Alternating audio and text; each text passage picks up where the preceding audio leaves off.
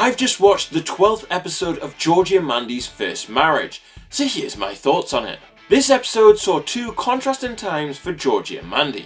Mandy spent the episode preparing to be back on TV. Sweet, I'm gonna be on TV.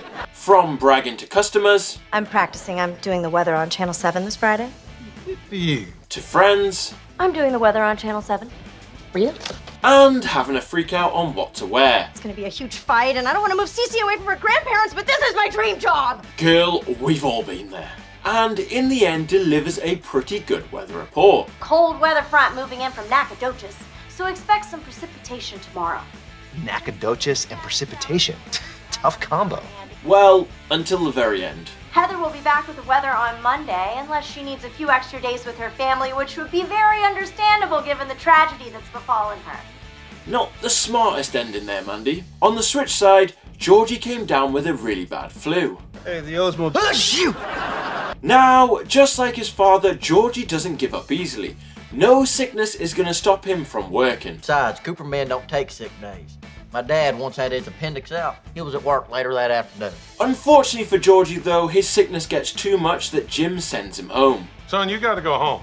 No, I'm fine. Just a little cat nap. Luckily though for Georgie, Connor is on hand to help him get better. How's that? Feels good. While trying to sleep off the flu, Georgie has two dreams about his father. Hold on a minute. What? The first is more of a nightmare with Zombie Dad. Get to work.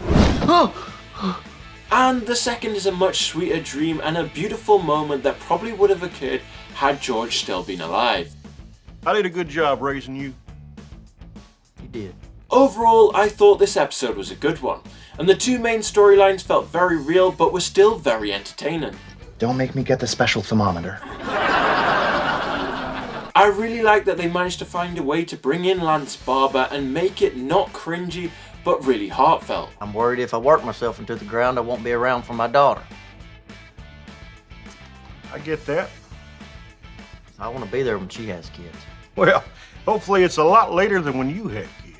I would say this was one of my favourite episodes of the series so far, but it got me thinking, who else could they bring from young Sheldon into future episodes? But what did you guys think of episode 12? Let me know all your thoughts in the comments. Happy